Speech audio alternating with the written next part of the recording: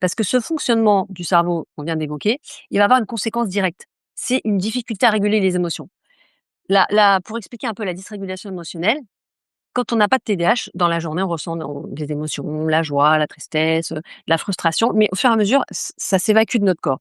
Tandis que quand on a une dysrégulation émotionnelle, ça va se superposer. C'est-à-dire qu'un enfant qui va être frustré, par-dessus, il va avoir peur, il va pas réussir à faire un exercice et au fur et à mesure, ça va s'accumuler. Et les émotions, elles vont pas s'évacuer et le retour à l'état de base va mettre beaucoup plus de temps que les autres. Ça veut dire que quelqu'un qui n'a pas de dysrégulation, quand il va ressentir une émotion, ça va être un peu comme un escalier. Ça va monter au fur et à mesure. Il va y avoir une marche après l'autre.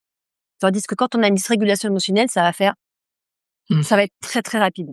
Et parfois l'émotion, elle a même pas le temps d'être digérée qu'il y en a une autre qui va venir par-dessus. Donc ça veut dire que dans ces moments-là, l'enfant, il va pas être en train de gérer une seule émotion, mais plusieurs qui se sont rajoutées les unes à la suite des autres.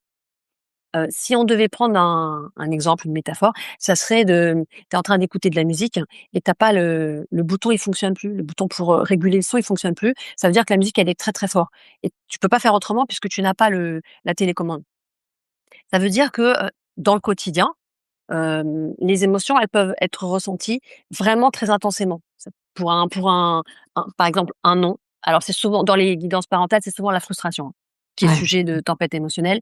Un non, ça va être une remarque peut-être ou un changement de programme de dernière minute, parce que dans le TDAH, il y a aussi beaucoup d'anxiété. Tout ça peut provoquer une tempête émotionnelle et ce qu'il faut comprendre, c'est que la manifestation de la tempête émotionnelle, c'est aussi intense parce que à l'intérieur, c'est très violent. C'est ce que ressent l'enfant, c'est très, très fort à l'intérieur. Donc la conséquence, c'est qu'à l'extérieur, c'est aussi très violent. Mais les parents qui assistent à ça ne peuvent ont du mal à comprendre parce que ça peut être un motif, qui paraît anodin, qui en réalité ne l'est pas pour l'enfant. C'est et du coup, quand on lui demande de revenir au calme, de réussir à se calmer et cetera, il peut avoir du mal parce qu'à l'intérieur, ça prend beaucoup plus de temps. Quand la dysrégulation émotionnelle est à son paroxysme, ça devient tellement important qu'on parle de tempête émotionnelle, justement. Ça veut dire que ça va être un moment où l'enfant va être complètement débordé par ce qu'il ressent. C'est pas une émotion forte, hein, c'est un véritable raz-de-marée. C'est un envahissement émotionnel où l'enfant, il perd le contrôle. Par rapport à ce que tu disais, il est plus du tout dans, «J'arrive à me contrôler». On est parti sur, quelque chose d'émotionnel. Alors ça va se manifester par, des pleurs, des cris, ça peut être, jeter des objets. Encore, il y avait une maman hier qui elle-même avait un TDAH, qui a un enfant qui a un TDAH, qui me disait: «Quand on est énervé, on a tendance à claquer les portes». S et ça peut être des enfants qui jettent des choses. Il y avait une famille aussi où quand l'enfant était énervé, il allait dans sa chambre, il prenait tous ses livres et les jetait tous, par terre parce qu'il y avait pas c'était tellement intense qu'il savait pas comment faire. Mais encore une fois, c'est pas un choix. On pourrait croire de l'extérieur que Mmh. c'est de la provocation, ce qui est complètement différent du trouble de l'opposition avec provocation. Ouais. Je pense que c'est 2 choses, maintenant, on peut avoir un trouble de l'opposition avec provocation et aussi, ça peut dégénérer en tempête émotionnelle, c'est pas exclu. Sachant que quand on a un trouble de l'opposition avec provocation, on fait pas exprès de provoquer, hein. Ça aussi, c'est Ouais. important de le dire. On peut imaginer, encore une métaphore parce que je trouve que c'est intéressant, que chaque enfant va avoir un verre émotionnel. Au fur et à mesure, dans la journée, ça se remplit de différentes petites choses, des frustrations, des remarques, et cetera. Et à la fin de la journée, il va y avoir la petite goutte d'eau qui va faire que, ça va exploser. Hem, le problème aussi, c'est que le verre, chez quelqu'un qui a une dysrégulation émotionnelle, il va se remplir plus rapidement et il va se vider plus difficilement. Donc la tempête émotionnelle, c'est pas dû à un événement, lambda. C'est une accumulation de plein d'événements qu'on n'a pas forcément vus et le verre est tellement plein que la petite goutte d'eau va faire que ça va déborder.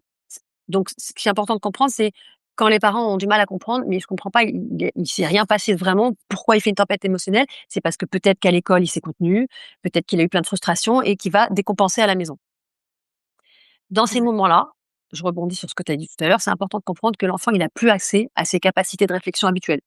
Son cerveau émotionnel, en fait, il prend le dessus et le cerveau qui lui permet de raisonner, de se calmer, de mettre des mots et cetera, il est plus disponible. Ça veut dire que c'est important de comprendre que cette réaction, elle est très rapide et c'est comme ce que je disais tout à l'heure, c'est comme un volcan qui on va être complètement submergé. Alors ça explique que tout ce qui est, pendant une tempête émotionnelle, de raisonner, de punir, d'essayer de lui parler, ça sert absolument à rien, si ce n'est à aggraver la situation. Parce que tu vas lui parler de quelque chose, il peut rien y faire, donc c'est frustrant et c'est pas à ce moment-là qu'il faut parler. On y Mmh. reviendra juste après. Et souvent, après la tempête émotionnelle, et on me le dit souvent en accompagnement, bah, les enfants se sentent, coupables de pas avoir réussi à maîtriser leurs émotions. Ils ont l'impression que leurs parents les aiment plus, donc ils viennent pour faire un câlin. Ils ont honte, ils s'excusent et ils verbalisent vraiment aux parents ils savent pas ce qui s'est passé, qu'ils auraient voulu essayer de se contrôler, mais qu'ils y arrivaient pas. Ça peut Et durer alors combien de temps? alors ça dépend. Les crises, en général, on dit que ça dure une vingtaine de minutes. Non, maintenant, il y a des parents qui me disent que parfois l'enfant peut se réveiller de mauvaise humeur et ça peut traîner dans la matinée et exploser d'un coup. Après, il y a des parents qui me disent que il y a des enfants qui sont un peu plus, comment dire? Où ça va durer, il y a une crise qui se passe, et après plus rien. Après, il y en a d'autres qui me disent que ça va durer sur un certain temps. En fait, en réalité, c'est 20 minutes. Voilà ce qu'on dit, c'est 20 minutes. Mais ça va dépendre de l'enfant. J'ai l'impression que tout ce qui est guidance parentale, ça aide parce qu'il y a des parents qui me disent, ça a duré 1 heure, 2 heures, parce que j'arrivais pas à comprendre ce qu'il fallait faire, à quel moment il fallait le faire. Et maintenant que j'ai compris certaines choses, que moi j'arrive à me contrôler, ça diminue au fur et à mesure. Mmh. Parce que l'enfant arrive à comprendre, arrive à se stabiliser quand le parent est stabilisé, donc au fur et à mesure, ça diminue. Et après, il y a la maturité évidemment. Notre prochain sommet Faire à grandir arrive bientôt. Je vous invite à cliquer sur le lien ci-dessous pour recevoir toutes les informations pour y participer.